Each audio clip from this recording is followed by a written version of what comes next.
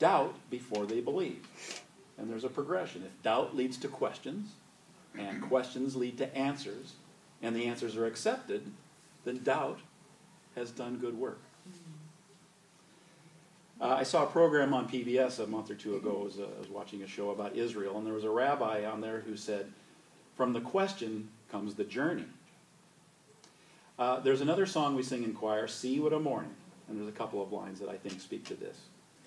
One with the Father, Ancient of Days, through the Spirit, who clothes faith with certainty. Honor and blessing, glory and praise to the King, crowned with glory and authority. So you also may remember Renee gave a sermon, I think it was in June, about hope. He said your faith is being tested or refined like a fire tests and purifies gold. Remember that? And your faith is far more precious than mere gold. Hope is the confident assurance that the best is yet to come. It's not just wishful thinking or forced optimism. It is a result of a deeply held worldview, which has 4 elements, which was from 1 Peter. Remember these? I have been chosen, I have a living hope, I have an inheritance, and I have a loving Father. Okay, on another topic, pretending versus believing.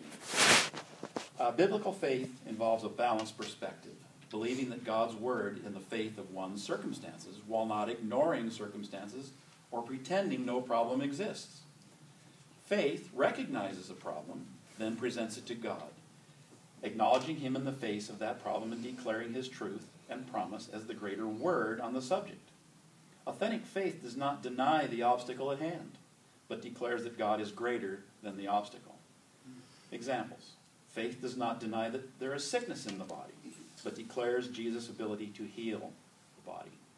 Faith does not deny financial need, for example, but acknowledges Jesus' ability to meet our needs.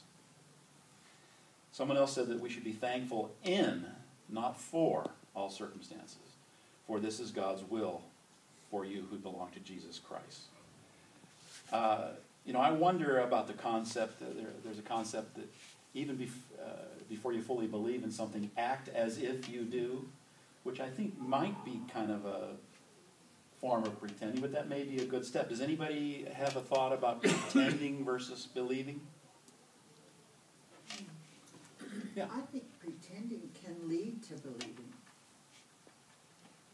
Yeah, I agree with you. I think it's a first step. Act as if, even though you're not quite there. If you act as if, like you're having trouble with your neighbor, and you want to like them better, but you really don't. Act as if you do, and then that might actually come to pass.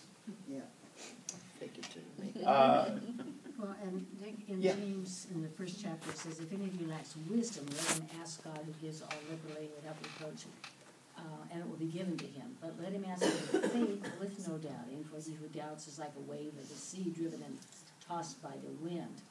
Then it goes on to say, if you ask for wisdom, then go ahead and act on that wisdom, assuming that if you asked for it, he gave it to you. And so sometimes you think, your decisions don't necessarily seem wise, and yet I asked him to give me wisdom. So I think he's implying here that we should act on it. Yeah. Dick, Yeah, Ron. what you described is a perfect example. You showed up, and things happened. If you hadn't been there, none of those things would have happened. Two of my favorite Bible verses I want to quote. One is Psalm 37, 3 and 4. Trust in the Lord and do good. Dwell in the land and enjoy safe pasture. Take delight in the Lord, and he will give you the desires of your heart. And another one, my even more favorite, Proverbs 3, 5, and 6. Trust in the Lord with all your heart, and lean not on your own understanding. In all your ways submit to him, and he will make your paths straight. So just to kind of conclude, these books, they enlighten me about evidence that supports who Jesus was, and evidence about what he did, and evidence about the value of faith. He talked about historical and archaeological and anthropological and scientific and eyewitness evidence. But this evidence is not essential to have faith. And in fact, by definition, really it isn't even a part of faith. But nonetheless, at least to me, it's satisfying to know. It's almost like if someone were to ask me, I could refer them to that and be able to give them something to hang their hat on that I can't say, well, I believe, I just do. I think that really is the answer. But I really think that the reason I believe is that I've chosen to believe. Again, back to the title of my talk. So I didn't give you a handout, but if I had given you one that had a fill in the blank, it would have been faith is blank. And the answer, obviously, at least from the purpose of my talk, is faith is a choice. But it's not just a choice, it's your choice. Faith is what you want it to be. So I think I made that choice by my own free will, but I think being able to make that choice is really a gift from God.